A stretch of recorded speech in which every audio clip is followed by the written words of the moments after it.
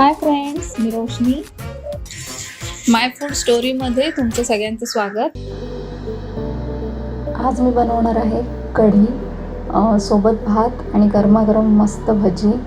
कढी आणि भजी हे कॉम्बिनेशन तर एकदम मस्त आहे. आज मी थोड्याशा वेगळ्या पद्धतीने तुम्हाला कढी बनवून दाखवणार आहे. तर बघा तुम्हाला आवडते का?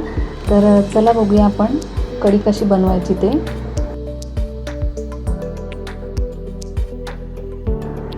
इथे मी आता एक टोप घेते.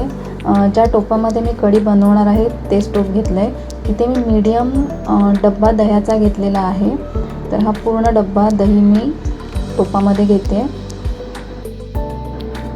आता हे दही व्यवस्थित मिक्स करून घ्यायचं आहे, पातळ करून घ्यायचं आहे. आता कढीला थोडासा घट्टपणा येण्यासाठी मी इथे 3 चमचे बेसन घेते. मीडियम डब्बा जो आपण घेणार आहोत त्याच्यासाठी 3 चमचे बेसन पुष्कळ आहे. तर आता हे बेसन आणि दही एकत्र मिक्स करून घ्यायचं आहे. बेसन पूर्ण व्यवस्थित मेल्ट झालं पाहिजे दह्यामध्ये.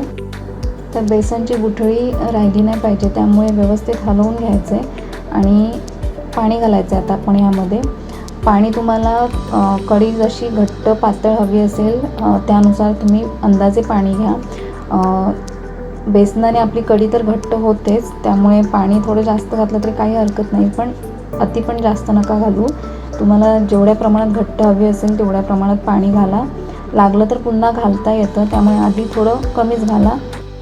इथे मी बेसन आता व्यवस्थित मिक्स केलेलं आहे. आता आपल्याला लागणार आहे 3 हिरव्या मिरच्या, 3 लसणीच्या पाकळ्या आणि 1 आल्याचा तुकडा. हिरव्या मिरच्या इथे मी उभ्या कट करून घेणार आहे. मी बारीक चिरून नाही टाकणार आहे, उभ्या अशा कट करून मी डायरेक्ट घालणार आहे. त्यानंतर आलं आणि लसूण देखील आपल्याला जाडसर ठेचून घालायचे, खूप जास्त बारीक नाही करायचं आहे. तर ते पण आपण जाडसर असं ठेचून त्याच्यामध्ये घालणार आहोत. बरेच जण तेलामध्ये या सगळ्या गोष्टी फोडणी देऊन नंतर मग दही आणि पाणी घालतात, तर मी तसं नाही केलं आहे. मी आधीच सगळं साहित्य मिक्स करणार आहे आणि लास्टला फक्त जिरं आणि मोहरी कढीपत्त्याची फोडणी मी वरून देणार आहे. तर ते मी तुम्हाला पुढे दाखवणारच आहे. तर आता हे आलं आणि लसूण मी जाडसर ठेचून घेतलं आहे, ते आपण यामध्ये घालणार आहोत आणि सगळं हे व्यवस्थित मिक्स करून घेणार आहोत. आता कढीला थोडासा गोडपणा येण्यासाठी मी यामध्ये गूळ घालणार आहे.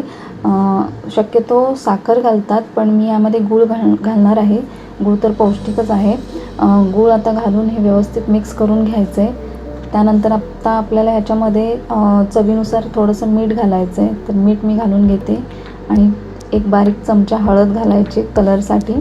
तर आता हे सगळं व्यवस्थित आपण मिक्स करून घेणार आहोत आणि मिक्स व्यवस्थित झालं की आपण असा टोप हा गॅसवर ठेवणार आहोत आणि मस्त उकळी काढून देणार आहोत.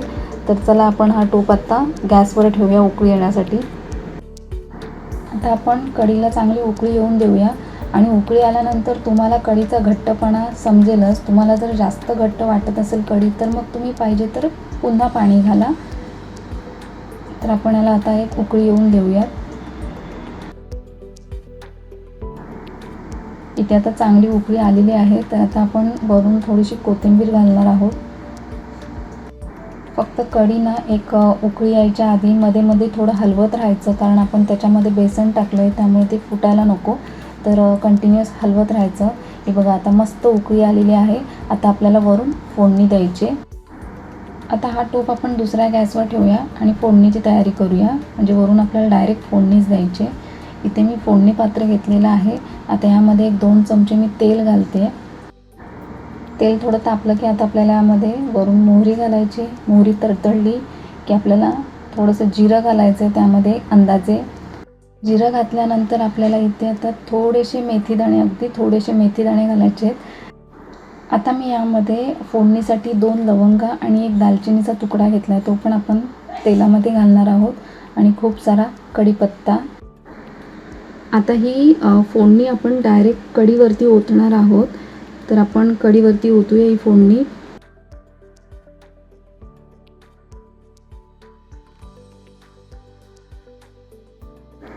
फोडणी आता आपली देऊन झालेली आहे. आता हे व्यवस्थित हलवायचं आहे, म्हणजे फोडणी सगळीकडे लागेल.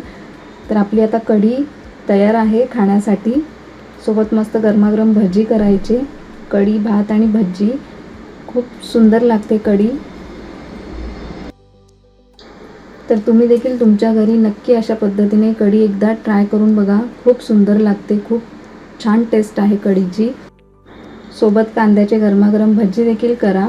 भातासोबत कढी आणि भजी खूप सुंदर कॉम्बिनेशन आहे, खूप छान लागते. आणि जर का तुम्हाला कढीची रेसिपी आवडली असेल तर नक्की एकदा लाईक करा, शेअर करा आणि सबस्क्राईब करा. थँक्यू.